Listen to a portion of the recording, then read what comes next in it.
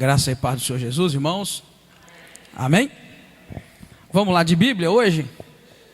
Vamos mais um pouquinho ler a Bíblia? Números 32. Números capítulo 32 é o nosso estudo hoje, onde nós vamos ver Rúben e Gade pedem a terra de Gileade como herança. Se você estiver perto de alguém que não trouxe a Bíblia, convida a pessoa para ler com você Números capítulo 32. Diz assim: os filhos de Rúben e os filhos de Gade, que tinham gado em muitíssima quantidade, viram que a terra de Jazé e a terra de Gileade eram um lugar próprio para gado. Assim vieram os filhos de Gade e os filhos de Rúben a Moisés e a Eleazar, o sacerdote, e aos líderes da comunidade, e disseram: Atarote, Dibon, Jazer, Ninra, Esbom, Eleade, Zebã, Nebo e Beon, esta terra que o Senhor feriu diante da congregação de Israel, é terra de gado, e os teus servos têm gado. Disseram mais: se achamos graças aos teus olhos, desce esta terra aos teus servos em possessão, e não nos faças passar o Jordão. Moisés, porém, disse aos filhos de Gade e aos filhos de Rúben: irão vossos irmãos a peleja e vós permanecereis aqui? Por que desencorajais o coração dos filhos de Israel para que não passem a terra que o Senhor lhes deu? Assim fizeram vossos pais, quando os mandei de Cades Barneia a ver esta terra. Chegando eles até o vale de Escol e vendo esta terra, desencorajaram o coração dos filhos de Israel para que não viessem à terra que o Senhor lhes tinha dado. Então a ira do Senhor se acendeu naquele mesmo dia e jurou, dizendo: de certo, estes homens que subiram do Egito da idade de 20 anos para cima não verão a terra que jurei a Abraão, a Isaque, a Jacó, porque não perseveraram em seguir-me, exceto Calebe, filho de Jefoné, o queneu, e Josué, filho de Num, os quais perseveraram em seguir ao Senhor. Assim se acendeu a ira do Senhor contra Israel e fê-los andar errantes pelo deserto durante 40 anos, até que toda aquela geração que fizera mal aos olhos do Senhor fosse consumida.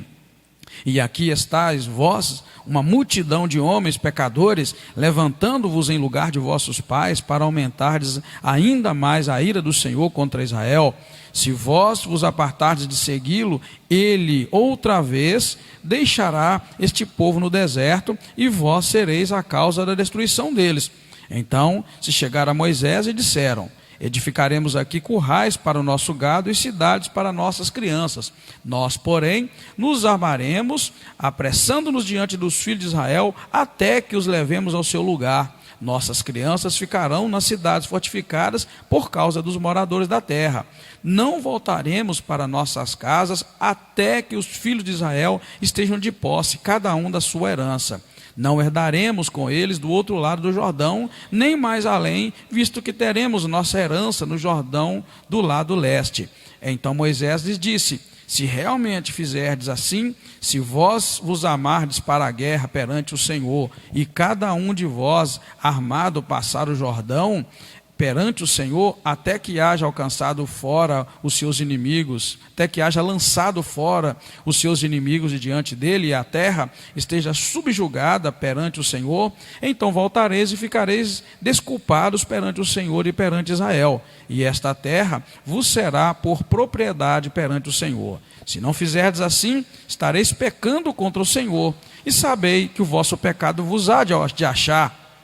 Edificai cidades para as vossas crianças e currais para as vossas ovelhas, mas cumpri o que prometeste.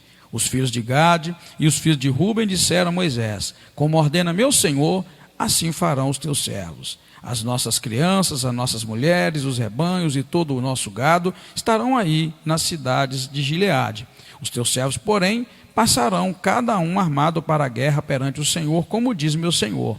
Então Moisés deu ordem acerca deles a Eleazar o sacerdote, a Josué filho de Num, e aos chefes da família das tribos dos filhos de Israel, dizendo: se os filhos de Gade e os filhos de Rúben passarem convosco o Jordão, armado cada um para a guerra perante o Senhor, então, quando a terra estiver subjugada diante de vós, em propriedade lhes darei a terra de Gileade. Se, porém, não passarem armados convosco, receberão entre vós a sua herança na terra de Canaã.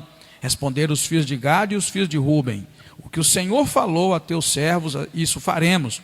Nós passaremos armados perante o Senhor a terra de Canaã e teremos propriedade de nossa herança deste lado do Jordão. Assim deu Moisés aos filhos de Gade, aos filhos de Ruben e à meia tribo de Manassés, filho de José, o reino de Seom, rei dos amorreus, e o reino de Og, rei de Bassã, toda esta terra com as suas cidades e o território ao redor delas.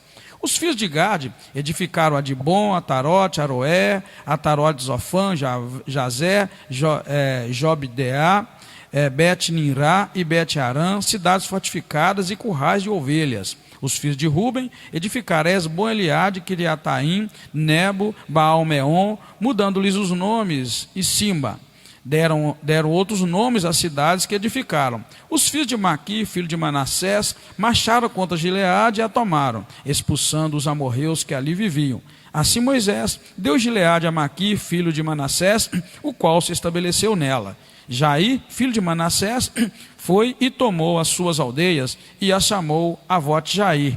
Noba foi e tomou a Kenate com as suas aldeias e a chamou Noba.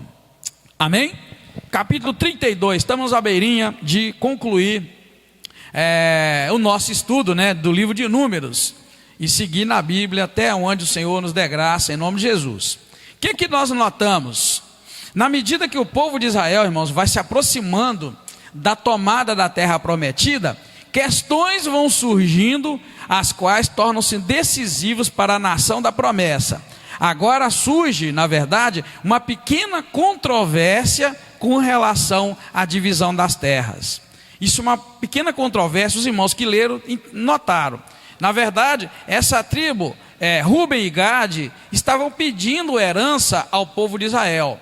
Só que eles estavam pedindo herança, estavam pedindo a parte da herança deles antes de eles conquistarem a terra prometida. Eles estavam indo a caminho, eles ainda não atravessaram o Jordão e ainda não entraram lá na terra prometida, a terra de Canaã. No entanto, eles pedem uma herança, eles pedem a parte deles do lado de cá do Jordão, antes de atravessar o Jordão, antes de tomar posse da terra prometida. Bem, isso tem muitas implicações, Claro que cada um ali teve sua liberdade de pensar. Mas o fato deles pedirem, dá terra para nós antes de atravessar o Jordão, antes de enfrentar de fato os inimigos deles, isso implicava em muita coisa. E a gente vê um sinalzinho de covardia, sinalzinho de maldade, dá-nos terra do lado de cá. Tanto que eles chegam a dizer assim: dá-nos terras do lado de cá e não nos faças passar o Jordão. Na verdade, eles não queriam nem atravessar o Jordão, tá? Se você olhar bem aí na sua Bíblia, no versículo 5, olha o pedido deles, versículo 5. Disseram mais: se achamos graça aos teus olhos, desce essa terra aos teus servos em possessão e não nos faças passar o Jordão. O pedido deles, o primeiro pedido foi: dá herança para nós aqui e não nos faça passar. Em outras palavras, ele estava abandonando o povo de Israel, tá? Esses dois estavam abandonando o povo de Israel, pedindo a Moisés: olha, deixa a gente aqui, que é terra boa para gado, e não nos faças passar para o lado de lá. Infelizmente, muitos de nós, irmãos, às vezes, acaba pedindo a Deus algumas coisas de maneira egoísta. A gente às vezes pede as coisas a Deus tão somente visando o nosso bem e não visando o bem do grupo. E dentro do reino de Deus não existe egoísmo, não existe eu. O Senhor não veio salvar o Senhor veio salvar todos aqueles que creem. Então aqui a gente vai notar uma ponta de egoísmo: não nos faças passar, a terra aqui é boa para gado. Então às vezes a gente escolhe, queridos, a nossa escolha ela é tão somente de acordo com o nosso lado natural. A gente escolhe aquilo que pela lógica é melhor. A gente às vezes acha que está escolhendo o melhor emprego e talvez não tem necessariamente que ser. Então a gente sempre erra, irmãos. O homem, o ser humano sempre erra quando faz as suas escolhas sem buscar uma direção de Deus, sem perguntar a Deus: o Senhor quer isso mesmo para a minha vida? E aqui a gente vê um pedido e um desejo muito egoísta. Lá na frente a gente vai conversar sobre isso. E a controvérsia maior aqui é o fato deles pedirem herança antes da herança ser conquistada. Imaginou você pedir algo que ainda sequer tomaram posse? Muitas águas vão rolar, os irmãos vão ler na Bíblia aí, né? Eles vão atravessar o Jordão, muita coisa vai acontecer do lado de lá ainda, mas eles queriam se eximir de todo esse compromisso de estar junto com os irmãos, de lutar juntos e de morrerem juntos. A gente precisa ficar muito atento aí e aplicar isso na nossa vida, tá bom? Então, uma questão controversa que surge, e a gente vai ver como Deus usou Moisés para resolver, tá? Do versículo 1 ao 5, você vai ver o seguinte: eles pediram terras que já haviam sido conquistadas antes de Israel conquistar as terras além do Jordão. Essas terras já haviam sido conquistadas antes, porque a gente sabe que esse caminho, onde eles estão ali agora, é um local de paz, lugar tranquilo. Gileade já havia caído, já havia derrubado, e eles estavam simplesmente pedindo uma terra já conquistada, né? E aí os irmãos iam entrar para conquistar a terra, eles iam lutar, eles iam correr risco de vida, ter suas experiências, e eles do lado de cá tranquilo na terra, na terrinha que eles escolheram, né? Isso traz grandes implicações para toda a nação de Israel. Primeiro, nós vamos notar que Moisés temia que a atitude deles desanimasse os demais irmãos que estavam saindo para a guerra. Se você for olhar o versículo 6 ao 9, você vai ver que Moisés explica a eles, olha, diz assim: mas Moisés, porém, disse aos filhos de Gade e aos filhos de Rúben: irão vossos irmãos à peleja e vós permanecereis aqui? E ele diz, por duas vezes ele usa a palavra desencorajar, no versículo 7 e no 9, ele fala: por que desencorajais o coração dos filhos de Israel, para que não passem a terra que o Senhor lhe deu? Assim fizeram os vossos pais, quando os mandei de Cades Barneia a ver essa terra. Chegando eles até o vale do Escol, e vendo esta terra, desencorajaram o coração dos filhos de Israel, para que não viessem à terra que o Senhor lhes tinha dado. Está vendo? Moisés temia, primeiro, que a atitude deles encorajasse o povo todo que deveria enfrentar lutas pela frente. E muitos de nós, às vezes, irmãos, temos diante dos demais irmãos uma atitude desencorajadora, sabe? Às vezes, quando o líder te propõe algo e começa você a desencorajar, isso é um espírito maligno. Moisés aqui está fazendo referência quando ele enviou os 12 espias de Cades Barneia. Ele enviou os 12 espias para irem até a terra da promessa e fazer um levantamento como era a terra e voltasse. Eles tinham que voltar só com um levantamento. Olha, a terra é assim, assim, assim. Só que eles voltaram desencorajando os filhos de Israel. E quando nós passamos por esta parte, eu disse para os irmãos: cuidado com o teu falar. Se o teu falar for desencorajador, foi isso que fez com que aqueles homens morressem. E foi isso que fez com que Deus se entristecesse com Israel e não deixasse que toda aquela geração, que nenhum daquela geração, a não ser Josué e Caleb, entrasse na terra prometida. Então, às vezes, a gente preocupa com palavrões, a gente preocupa com xingos, a gente preocupa com um punhado de coisas que se fala, mas cuidado, a atitude desencorajadora é um pecado terrível. Nós, como igreja, temos que o tempo todo, irmãos, encorajar uns aos outros a seguir na caminhada rumo à terra da promessa. Amém, queridos? Qual que é a terra que Deus nos promete mesmo? Quem lembra? É o céu. Então você está encorajando ou está desencorajando os irmãos? Hein?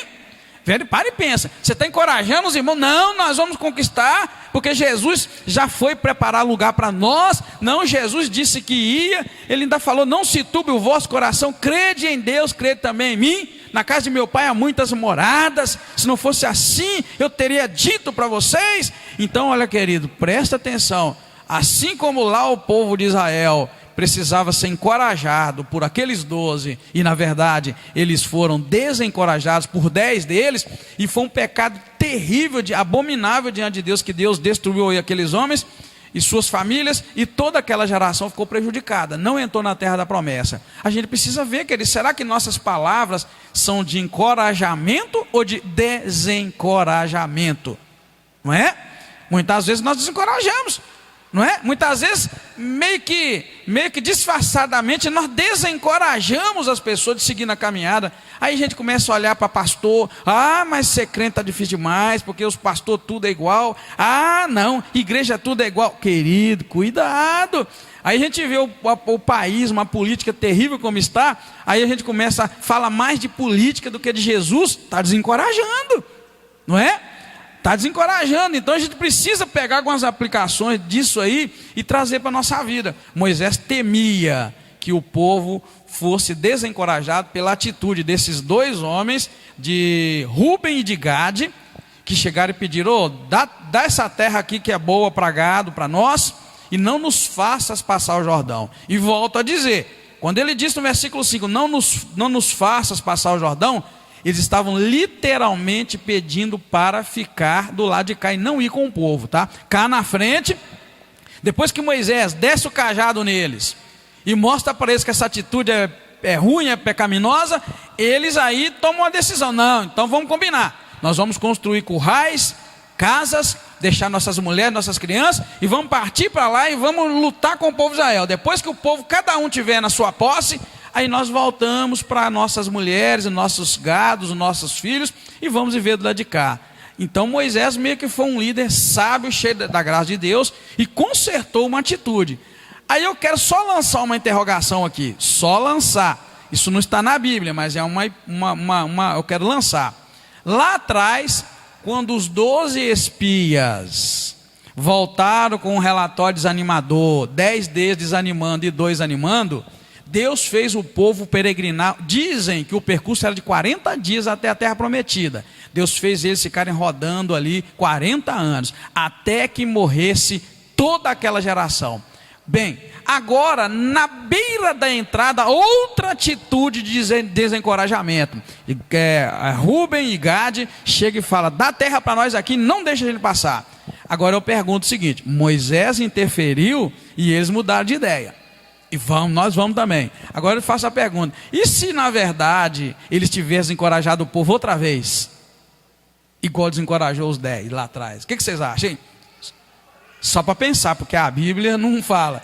O pastor Marcinho falou exatamente o que eu falei. Deus certamente destruiria mais uma vez o povo, porque Deus não perdoou nem os 12, nem os 10 rebeldes, e nem os outros que tinham 20 anos para cima naquela época. Só os de 20 anos para baixo. É que essa geração que agora está aqui, para entrar, era a geração de 20 anos para baixo, que agora já tem muito mais de 20. Hein? Você pensou? O que eu quero dizer para você com isso? É para você ver como é que o diabo é sujo. O diabo trabalha em ciclos. Ele armou lá e conseguiu. Deus deu graça, mas matou aquela geração toda. Agora na beira de entrar, falta o último homem, o homem que morreria morrer. Você sabe quem é o último a morrer, não é? Falta Moisés morrer agora. Aí eles vêm e armam a mesma cilada. Eu disse um dia que se você buscar de Deus a graça, o discernimento, e você quiser de fato servir a Deus, você vai ver que o diabo não tem nada novo. O diabo repete as mesmas bobeiras, e a gente cai nas mesmas bobeiras. Você sabe? As mesmas bobeiras. O diabo tem usado demais hoje a estratégia que ele usou com Eva. A estratégia que ele usou com Eva foi torcer o que Deus tinha falado para enganar Eva. Então hoje já tem um bando de gente torcendo a Bíblia para enganar os crentes. E engana. E o que tem de crente caindo porque não gosta de ler Bíblia, não gosta de estudar a Bíblia, não gosta de Bíblia. Então qualquer pessoa que chegar e te disser que está escrito, você vai acreditar. Você não conhece na Bíblia. Se você não ler a Bíblia, não estudar a Bíblia, querido, eles vão te enganar. Eles vão chegar com história e você vai acreditar. Mesma coisa que fez com Eva. Deus tinha falado para Adão e dado uma ordem muito bem dada, qual árvore que ele não poderia comer. Deus só proibiu Adão de comer de uma árvore. E por incrível que pareça, a árvore da vida estava lá e Deus não proibiu. Os irmãos lembram disso, não lembra? A árvore da vida estava lá, mas Deus proibiu eles comer daquela árvore tal, a árvore do conhecimento do bem e do mal. Não coma dela, no dia de comer você vai morrer. Aí vem a serpente, começa a bater um papo com a Eva, e aí vai Eva muito fraquinha de Bíblia, né? Apesar que não tinha Bíblia naquela época, mas vamos levar para esse lado. Muito fraquinha de Bíblia. Ficou na dúvida, querido. Se o diabo lançar a dúvida no teu coração, ele já te laçou. Se o diabo lançar a dúvida no teu coração, já te pegou. Você está vulnerável, você já é dele. E foi o que fez com Eva. Não, Eva, Deus não fez isso não. Na verdade, olha a tentação. Na verdade, Eva, se você comer essa árvore, você vai ficar igual Deus. Pronto, aí ela pegou, opa, mandou ver. Querido, eu quero que você entenda uma coisa.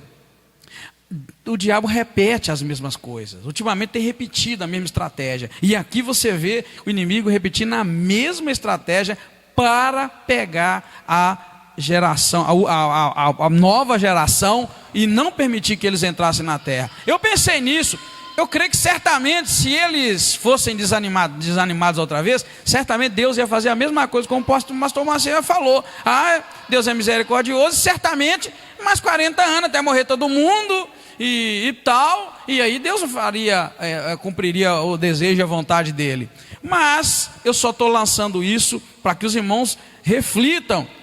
Se você está vigilante contra as astutas ciladas do diabo, que ele repete as mesmas, tá? Repete as mesmas.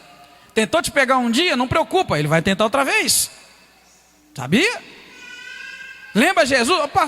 Os textos vêm vindo assim. Mateus capítulo 4, você vai ver, na tentação de Jesus, a Bíblia diz que o Espírito Santo de Deus levou Jesus ao deserto para ser tentado pelo diabo.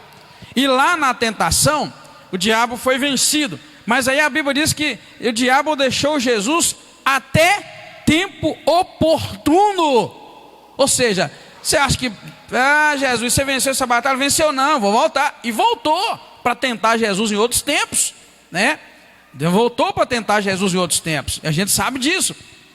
Então a gente precisa entender, querido, que nesse ponto aqui, Moisés então temeu que a atitude desses dois homens, de Rúben e de Gade, fosse desanimar os filhos de Israel.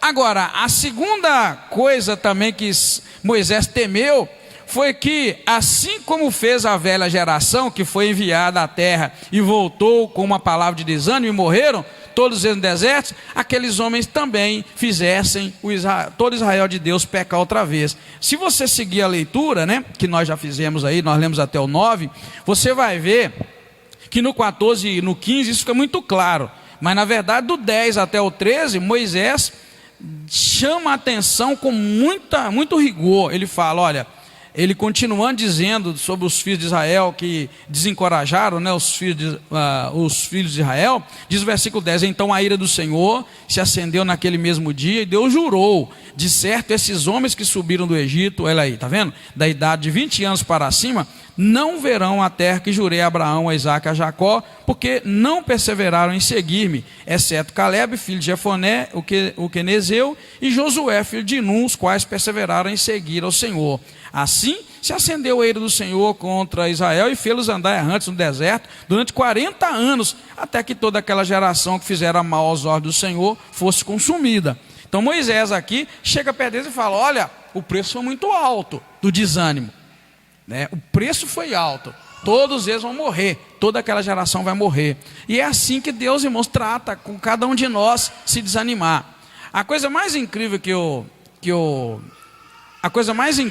vejo na Bíblia Sagrada, em Apocalipse principalmente, você vai encontrar isso o tempo todo, é que aquelas pessoas que foram vistas por João, na visão que Deus deu a ele de Apocalipse, todas as pessoas estavam lá porque foram vencedoras. Ao que vencer, ao que vencer, ao que vencer e ao que vencer. Está escrito o tempo todo. Então nós não estamos, irmão, em condições de pensar que não estamos numa guerra e nem estamos numa batalha. As jornadas de Israel até conseguir a terra prometida, irmãos, é o Velho Testamento mostrando para nós como deve ser nossa jornada hoje. Não é uma jornada de parar, de realizar. Nós não podemos nos sentir realizados em aspecto nenhum da nossa vida. Tem gente que só se sente realizada espiritualmente. Não pode.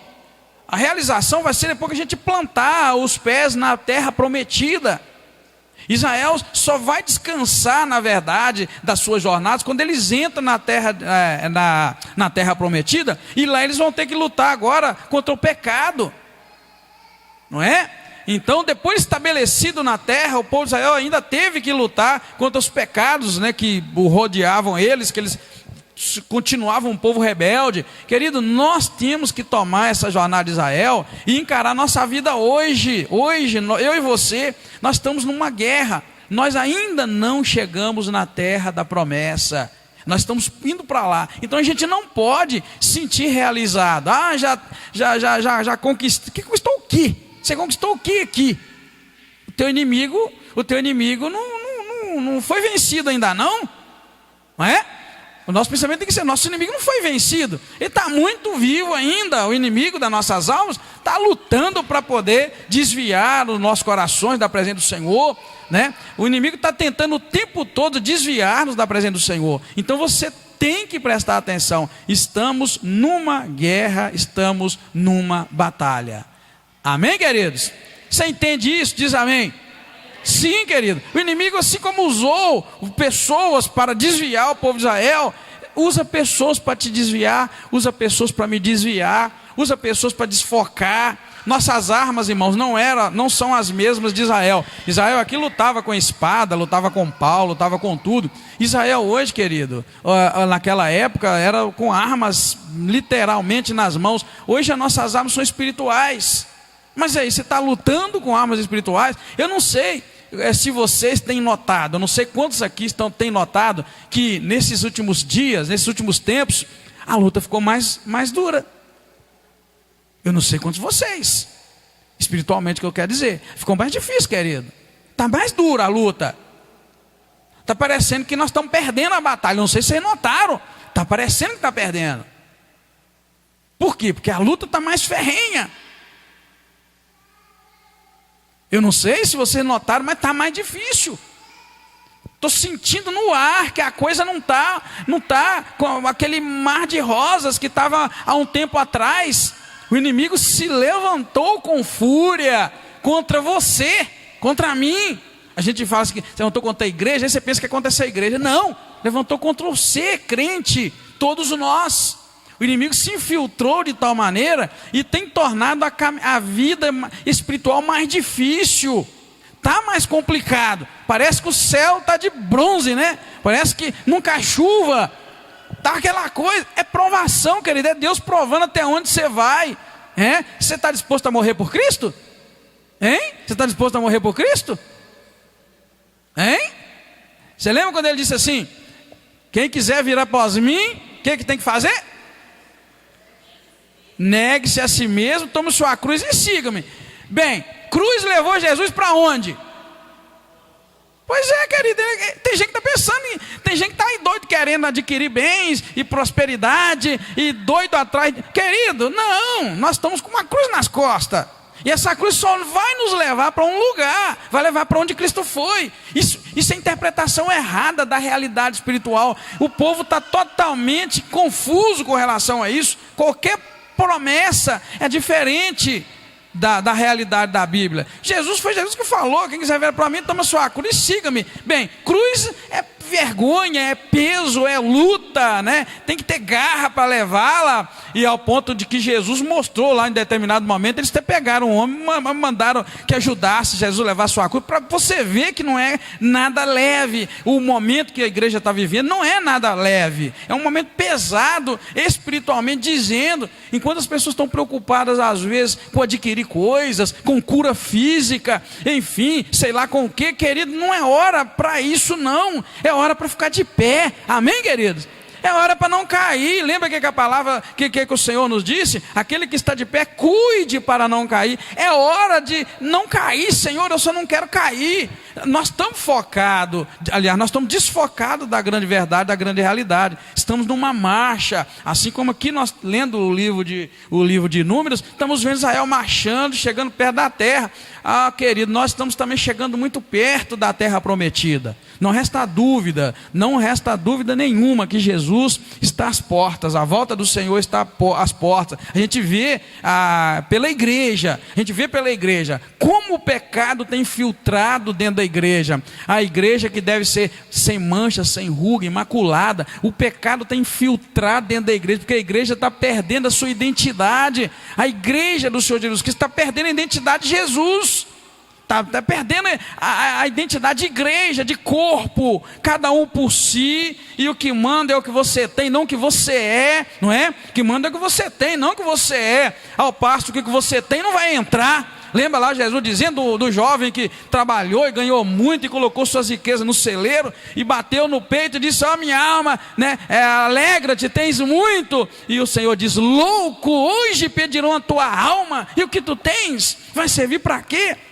Essa é a realidade, querido. Essa é a teologia fora da Bíblia, que o que diz é o que você tem, só que o que você tem vai ficar. Agora o que você é que vai contar e que vai valer. Então nós temos que ter essa ideia, tá? Moisés então ali, irmãos, temeu muito que eles repetissem o que a geração antiga fez. A geração antiga foi seduzida por um detalhe. Quem estudou a Bíblia conosco sabe o que fez aquele povo, a velha geração que agora vai morrer, está morrendo, né? Moisés será o último a morrer antes deles atravessarem o Jordão. Eu quero que você entenda uma coisa, é que na verdade o que fez aquele povo desanimar foi também uma palavrinha chamada covardia.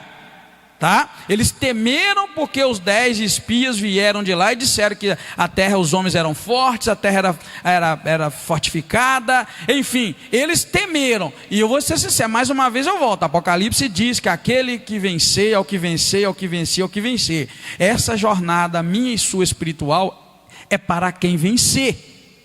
Não adianta se você caminhou, está à beira da terra prometida e você não vencer. Vencer o quê? Vencer essas lutas que você está passando por ela. Focar na palavra de Deus e vencer. Aquele povo foi covarde, irmãos. Aquele povo não continuou porque escutou a palavra daqueles 10 homens que desanimaram todo aquele povo. Então você tem que prestar atenção. Você está ouvindo qual voz? Você está ouvindo a voz de Deus te animando, te fortalecendo? Ou está ouvindo a voz do mundo, a voz do inimigo te desanimando e que não é assim? Bíblia, querida, amém? Bíblia e Bíblia e Bíblia e Bíblia, amém? Hoje a minha mente ficou muito tempo, sabe? Muito tempo pensando numa expressão em latim, que é sola escritura, quer dizer, só a Bíblia, só a palavra. Foi isso que foi determinante e marcante no início da igreja protestante, que eles chamam, a igreja evangélica, como eles dizem lá, daquela divisãozinha. Ou seja, sabe o que quer dizer sola escritura? Quer dizer o seguinte, que só a Bíblia e mais nada, só a palavra de Deus. Nada que a religião traga e que seja fora da Bíblia serve. E isso tem que estar batendo no meu coração, só a Bíblia, só as escrituras, só a palavra. Querido, você vai desanimar se você não focar só na palavra. Rituais de igreja, rituais religiosos fora da palavra, descarta. Desta e de qualquer outra igreja. É o que quer dizer só a escritura. Foca na palavra, é só a palavra. Isso é que vai te fazer não desanimar, porque o diabo tem lançado coisas na minha cabeça e na sua fora da palavra, e é o que tem feito gente boa desanimar e desacreditar e perder a esperança e certamente não entrar na terra prometida. Sabia disso? Isso é perigoso. Então temos que tomar esse cuidado. Moisés temeu muito, chegou a dizer aí no versículo 14 e 15: e aqui estáis vós, uma multidão de homens pecadores, levantando-vos em lugar de vossos pais, para aumentardes ainda mais a ira do Senhor contra Israel. Se vós vos apartardes de segui-lo, ele outra vez deixará este povo no deserto, e vós sereis a causa da destruição deles. Está vendo, pastor Marcinho, como é que nós estávamos certos? Está vendo? Eu te fiz uma pergunta: o que aconteceria se eles conseguissem desanimar o povo? O versículo 15 fala: se vós vos apartardes de segui-lo, ele outra vez, Deus deixará este povo no deserto. Está vendo o que Deus ia fazer? Se o povo desanimasse, e vós sereis a causa da destruição deles, ou seja, vocês dois vão ser a causa da destruição. Então, querido, fica ligado, fica atento. O inimigo tenta te desanimar, tenta nos desanimar, nos tirar o foco da palavra. Eu não sei, mas às vezes nós andamos tão preocupados com a situação do nosso país, que você não está nem aí preocupado com a palavra. Às vezes você está tão preocupado com outras coisas. E aí, qual a tua preocupação com relação ao cumprimento da palavra de Deus? Cumprimento da profecia? O que Deus tem para esse tempo? Eu já cansei de dizer para vocês, você precisa viver o dia de hoje, mas focado onde nós nos enquadramos dentro do plano de Deus para salvar todo aquele que nele crê. Onde nós nos encontramos? Dentro de João 3,16. Porque Deus amou o mundo de tal maneira que deu seu Filho unigênito para que todo aquele que nele crê não pereça, mas tenha a vida eterna. É o primeiro versículo que a gente decora na escola bíblica dominical. O que você tem que entender? Você hoje como crente, você hoje como filha e filho de Deus, você está entendendo onde nós nos encontramos no tempo de Deus, no relógio de Deus? Essa é a questão. Lembra das virgens? Metade delas estava atenta, outra metade não. Você se encontra no grupo de quem? De quem está atento, está entendendo o que está acontecendo, qual tempo nós estamos vivendo. Hoje a gente é administrador, a gente é técnico do time de futebol, hoje a gente é comentarista de política, hoje a gente entende tudo. Eu noto que o brasileiro, eu não sei como é que o Brasil está tão ruim, porque o brasileiro tem gente que é melhor do que o presidente. Não é? Concorda comigo? Nossa, mas a gente vê tanto comentário, os camaradas resolvem o problema do Brasil no WhatsApp, assim, num bate-papo. Ô querido, e aí? E qual o teu posicionamento com relação ao tempo de Deus, ao relógio de Deus para esse mundo? A igreja está entrando numa área que não é dela. Nós estamos desenvolvendo. Eu canso de dizer, irmãos, o papel da igreja é espiritual. Quando a gente parte para o social, a gente perde o rumo. Quando a gente parte para a política, aí nós já caímos. O papel da igreja é espiritual, querido. Se nós não conseguimos animar o Israel de Deus a alcançar a terra prometida, o que nós estamos fazendo aqui? Essa é a questão, entendeu? Lembra de Jesus? Jesus meteu com política alguma vez? Não, Jesus não meteu com essas coisas. Na verdade, na hora que eles chegaram para cobrar imposto dele, ele não brigou. Ele não levantou um grupo de, vamos fazer greve porque os impostos estão altos, não. Ele virou para Pedro e falou, Pedro, ó, vai ali, lança a vara, o primeiro peixe que pegar, você vai lá, abra a boca do peixe, pega uma moeda e dá, por mim e por ti, para servir testemunho para eles. Eles pagam o imposto tranquilo. Aí nós estamos preocupados com o preço das coisas. Irmão, a igreja desfocou. Os crentes, vamos chamar assim, desfocou. Nós temos que ter argumentação bíblica para esse tempo. Nós precisamos focar, querido. Nós temos que ter argumento bíblico para o que está acontecendo e não dar as respostas. Como eu disse lá, você sabe disso muito bem. A gente é melhor do que o presidente, a gente é melhor do que o prefeito da cidade, a gente é melhor do que a polícia, a gente é melhor do que... A gente sabe resolver, a gente resolve tudo. Mas, na nossa missão que é espiritual, esta de encorajar o outro, como é que está? Será que os maridos aqui estão encorajando suas esposas a entrarem na terra prometida? Será que as mulheres estão encorajando os seus maridos? Será que os pais estão encorajando os filhos? Será que os filhos estão encorajando os pais? Será que você está encorajando seu colega de trabalho? Você está encorajando sua colega de trabalho? Você está encorajando teu vizinho, tua vizinha? Ou você está conversando sobre todos os assuntos? Mas na verdade, aquele que importa para que Jesus volte. Nós sabemos que importa é a igreja estar preparada. Agora aquele que importa para Jesus voltar não está acontecendo, porque nós não estamos preparados.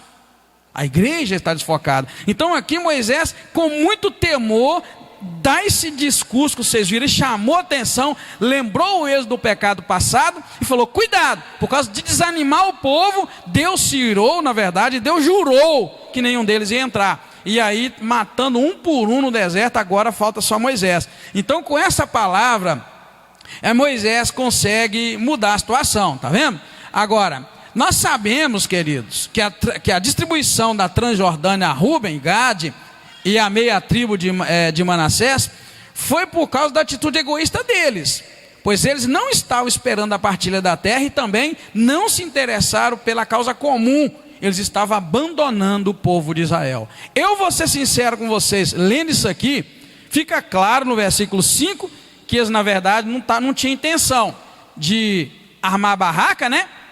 Deixar mulher e filho, ir lá e lutar e voltar. Eles não tinham essa intenção não, porque se tivesse eles não teriam dito, e não nos faças passar o Jordão. Então fica claro, malícia, maldade, covardia, nós não vamos lá não, nós vamos ficar aqui, vocês se viram. Está claro, tá irmão? Não é o pastor de Gá que está dizendo não. Versículo 5 diz, e a gente vê então que faltou neles o interesse comum. Vou ser sincero, de que adianta eu ter o melhor carro, a melhor casa do mundo, e dentro da minha igreja tem um irmão e uma irmã que precisa? É aquilo ali, ó. Só que a gente só aplicando para a nossa atualidade. Ali, na verdade, o que estava acontecendo? Terra boa para gado, nós não vamos passar, dá essa terra para nós. E aí Moisés, peraí, não é assim que funciona não, primeiro vocês estão desanimando o povo. Deus foi duro com quem desanimou no passado, lembrou eles. E aí a gente vê também um desinteresse total. Você sabe muito bem, irmãos, que eles iam enfrentar guerras. E na guerra, e mesmo assim ainda foram mal. E Moisés, de certa forma, foi bom. Eu creio que Deus, permitiu isso. Que as mulheres e as crianças ficarem o gado. Mas na verdade, vocês acham que foi justo? As mulheres e os gados dele e as crianças ficarem, e as mulheres e os gados dos outros ir para a guerra? Você vê que é egoísmo. Quanto Deus é bom, Deus é misericordioso, irmãos, que permitiu que eles fizessem isso. Porque você não vai encontrar na Bíblia uma coisa dessa. Tá bom? É muito estranho. Então a gente vê, isso é terrível. E isso se aplica muito. Muitos de nós estão interessados na causa comum, querido. E Senhor, sem saber que o nosso estudo, na hora nem pensei que ia tratar dessa questão. A gente não pensa na causa comum, querido. Esses dois não estavam pensando na causa comum, que era, vamos juntar todos e vamos lá. Estava pensando neles. Ou seja, eu não estou doente. Ou eu tenho dinheiro, eu tenho um plano de saúde, dane-se o meu amigo que não tem. É o que eles estão fazendo ali. Nós criamos gado, nós temos muito gado. Então essa terra é boa para gado, dá essa terra para nós e não nos faça atravessar o Jordão, deixa nós para cá e vocês vão. Moisés chamou a atenção deles e eles mudaram de ideia. Então, querido, ali a gente vê, sabe, o desinteresse pela causa comum, um abandono do povo. Às vezes, irmão, dentro do corpo de Cristo tem um irmão abandonado. Às vezes dentro da igreja tem uma irmã abandonada. A gente não vê o irmão, não vê a irmã nas suas necessidades. E nós estamos na jornada para alcançar a terra prometida. Nós estamos indo para lá. Às vezes a gente faz isso, não é? O teu irmão faltou de culto de 1 ou de 2, vai atrás do irmão. Vai, quem sabe o irmão está doente. Quem sabe a irmã está doente, né? Você não viu o teu irmão, ao invés de bater com a língua, eu vi ele lá, então, não, rapaz, vai atrás e fala, irmão, você sumiu, você está precisando de alguma coisa? Não, estou com raiva de todo mundo. Amém, então você vai e ora com ele, mas pode ser que está doente, pode ser que está desanimado, o inimigo talvez já soprou no ouvido. Então, querida, a gente não tem que pegar esse exemplo de Números, capítulo 32, e começar a aplicar na nossa vida, porque o diabo só muda a embalagem, né? E só muda a embalagem, a artimanha é a mesma. É desanimar para você não entrar na terra prometida. É te tirar do céu, é te puxar o tapete. Um dia eu escutei um pregador dizendo que a nossa caminhada para o céu ela é assim. Esse pregador falou isso tem 20, sei lá quantos anos, quase 30. Ele falou que a nossa caminhada para o céu é como se a gente estivesse subindo uma escada, só que essa escada tem um tapete. Dizer que você está subindo devagarinho, um degrauzinho, tranquilo, até chegar seu momento de chegar no céu. Ele disse assim, quando você está chegando no lugar da bênção, o diabo cá de baixo puxa o tapete. E você vai, aí tem que começar tudo outra vez. É isso que o diabo está fazendo no reino espiritual com a igreja. Está puxando o tapete, tem muita gente caindo, porque não está ligado, não está entendendo. Nossa luta não é contra a carne nem contra o sangue. Nossa luta é contra homem nem contra a mulher. Nossa luta não é contra instituição nenhuma. Nossa luta é espiritual, sempre foi. E é no reino espiritual que nós vamos vencer. É com armas espirituais que vamos vencer. Tá bom? Então a gente precisa saber dessas implicações desse pedido deles. Não foi só um pedido. Na verdade foi um ato covarde, um ato de desânimo, um ato muito estranho e maligno, vamos dizer assim. Tá bom? Depois da repreensão de Moisés, então, aí eles se oferecem a irem à luta, deixando seus bens e famílias em Gileade, e só retornarem após todo Israel estivesse na sua possessão, na terra da promessa, o que foi concedido por Moisés. Aí quando Moisés ouve deles a tomada de atitude, aí Moisés muda, né? Então, se chegaram a Moisés e disseram, olha, edificaremos aqui currais para o nosso gado, cidades para nossas crianças, nós porém nos armaremos, apressando-nos diante de todos os filhos de Israel, até que os levemos ao seu lugar. Nossas crianças ficarão nas cidades fortificadas por causa dos moradores da terra. Não voltaremos para nossas casas até que os filhos de Israel estejam da posse, cada um na sua herança. Não herdaremos com eles do outro lado do Jordão, nem mais além, visto que teremos nossa herança do Jordão, do lado oeste. Está vendo? Eles tomam posição. Então nós vamos, tá? Nós vamos, mas nossa família fica e depois a gente volta para a terra prometida. Tá? Moisés os adverte de que se não cumprir o trato, seus pecados os achará. Isso tem uma referência clara de que podemos enganar homens, mas não enganamos a Deus. As consequências do pecado, irmãos, perseguem o homem até o julgamento final, porque produz degeneração espiritual. Na verdade, o teu pecado vai te acompanhar até o juízo final. Então por isso que Moisés vira para eles aqui, ó, e diz assim, deixa eu ver se eu risquei, versículo 23, se não fizerdes assim, estareis pecando contra o Senhor, e sabei que o vosso pecado vos há de achar. Ou seja, teu pecado vai te pegar, vai te encontrar. Se você abrir em Apocalipse 20, você vai ver o que acontece com as obras que a gente comete por meio da carne. Fica lá, né? Fica só esperando o tempo. Apocalipse 20, tá? Versículo 11 ao 15, você vai encontrar o seguinte. Apocalipse 20, de 11 a 15. Então vi um grande trono branco, e o que estava sentado sobre ele. Da presença dele fugiram a terra e o céu, e não achou-se lugar para eles. E vi os mortos, grandes e pequenos, que estavam diante do trono, e abriram-se livros. Abriu-se outro livro, que é o da vida. Os mortos foram julgados pelas coisas que estavam escritas nos livros, está vendo? Segundo as suas obras, está vendo? O teu pecado te achará, é o que ele disse. O mar entregou os mortos que nele havia, e a morte e o além deram os mortos que neles haviam, e foram julgados, cada um segundo as suas obras. Então, a morte e o inferno foram lançados no lago de fogo. Esta é a segunda morte. E todo aquele que não foi achado escrito no livro da vida, foi lançado no lago de fogo. É aqui, querido, que a tua jornada termina. É só aqui.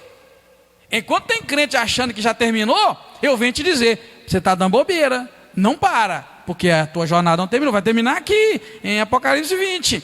Quando tudo terminar, tudo for julgado, o nosso inimigo. Aí a Bíblia diz que a morte e o inferno, tá vendo? A morte e o inferno foi lançada no lago de fogo. É aí que acabou. Aí a morte não tem mais força, o inferno não tem mais força, acabou. É aí, querido. Então a igreja não pode, você crente, não pense que já está realizado espiritualmente, que não está. Você pode ter 100 anos de crente, o diabo pode te pegar ainda.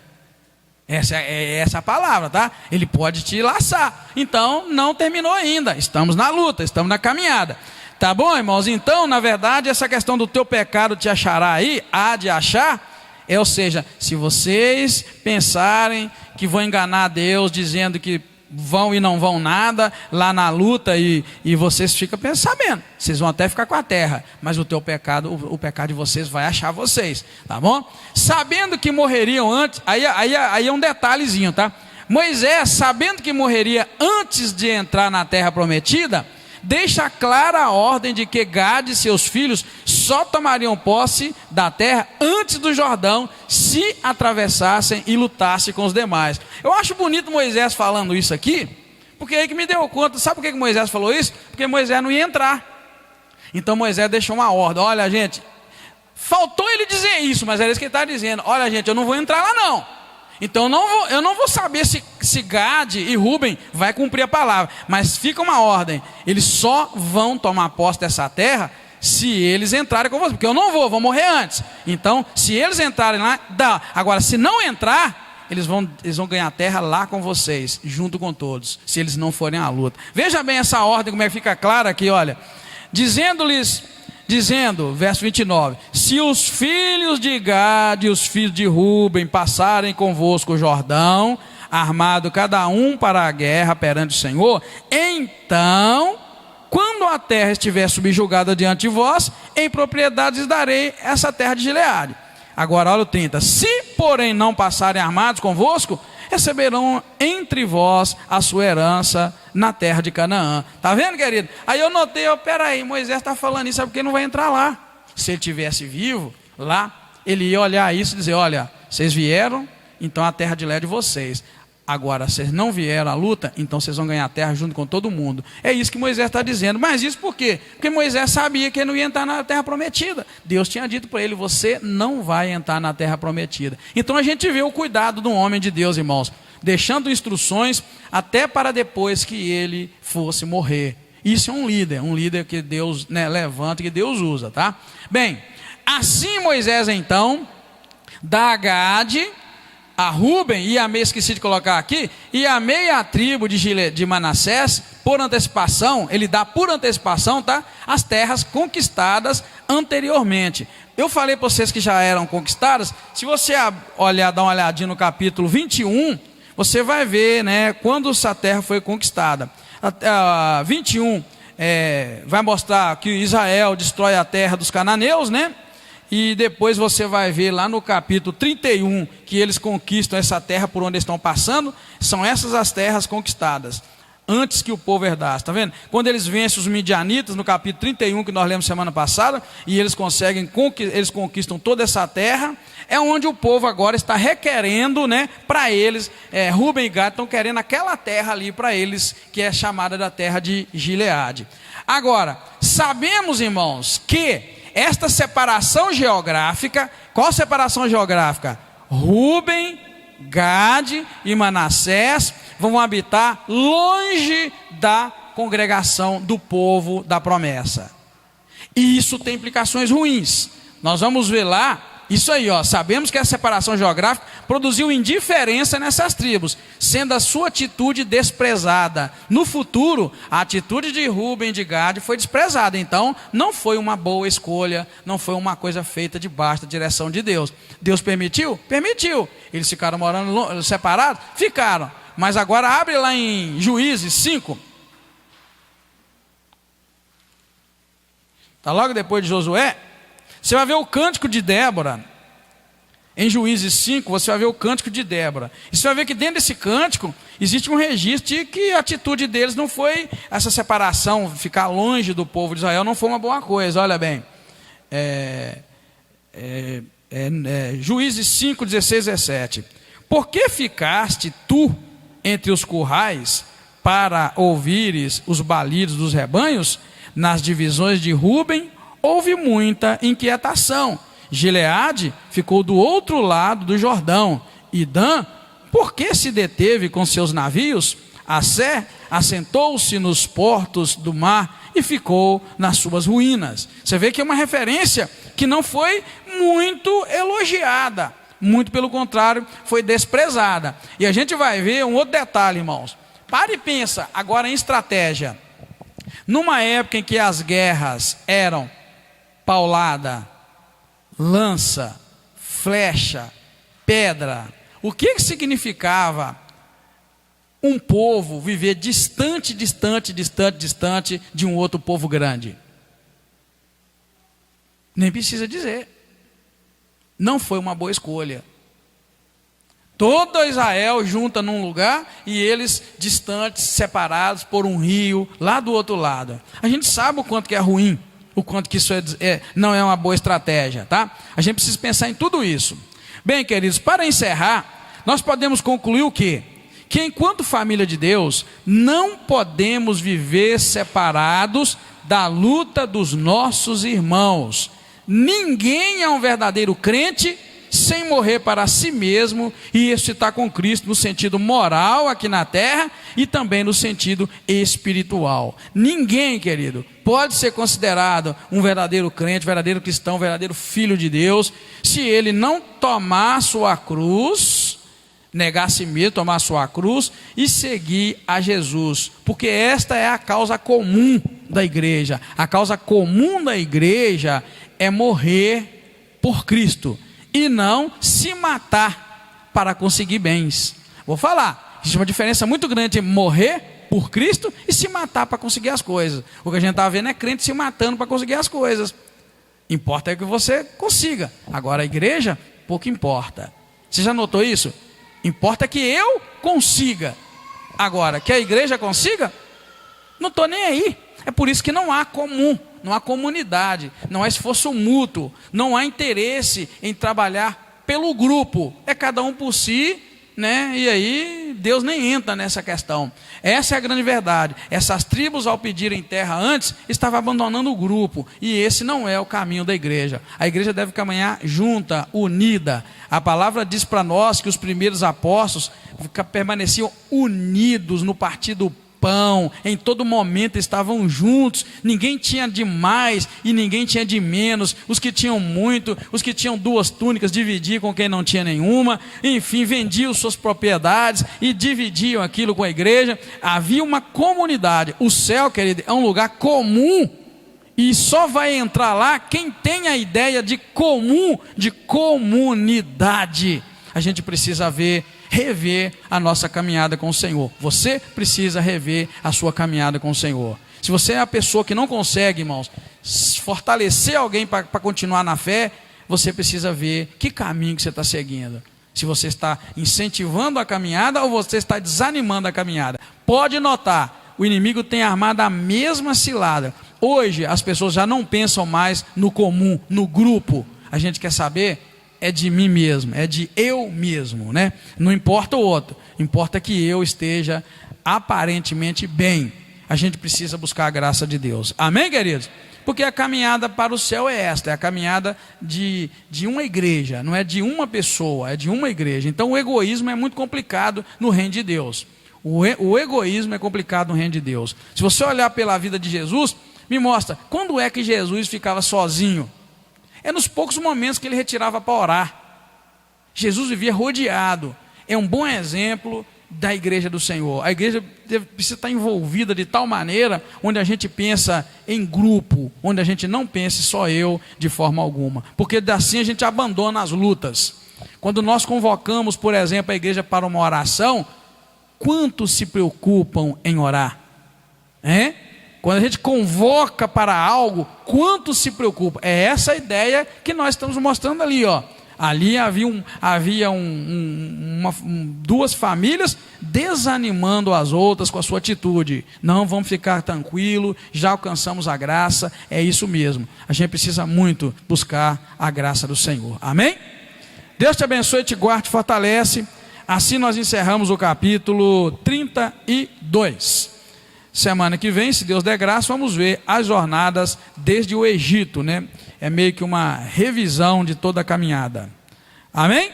Pai querido, muito obrigado. Eu te agradeço, te bendigo, te exalto, te glorifico, porque podemos ler a tua palavra com liberdade e ouvir a voz do teu Espírito Santo falando ao nosso coração. Deus querido, a igreja tem perdido a identidade, não tem pensado no coletivo, as pessoas têm buscado a prosperidade pessoal, individual, tem buscado a cura individual, as pessoas têm buscado coisas para si, mas não têm compartilhado, não têm dividido, e nós sabemos que no reino de Deus, dividindo-se que é multiplicado. Por isso eu quero te pedir, em nome do Senhor Jesus Cristo, ensina-nos a dar para que nos seja dado, ensina-nos a animar, a encorajar, meu Deus, a ir atrás daquelas pessoas desanimadas, desencorajadas, e ser instrumentos do Senhor, para que elas sejam encorajadas a caminharem na tua presença. Querido Espírito Santo de Deus, aplica a lição da palavra do Senhor no nosso coração e nos ajuda. Obrigado mais uma vez, peço a ti que abençoe a união feminina dessa igreja na festividade, que o teu nome seja em tudo exaltado e glorificado. Muito obrigado, mais uma vez, nós te agradecemos em nome do Senhor Jesus Cristo. Amém. Muito obrigado, Deus te abençoa, te dê uma ótima noite. Vamos estar juntos no final de semana, se Deus quiser.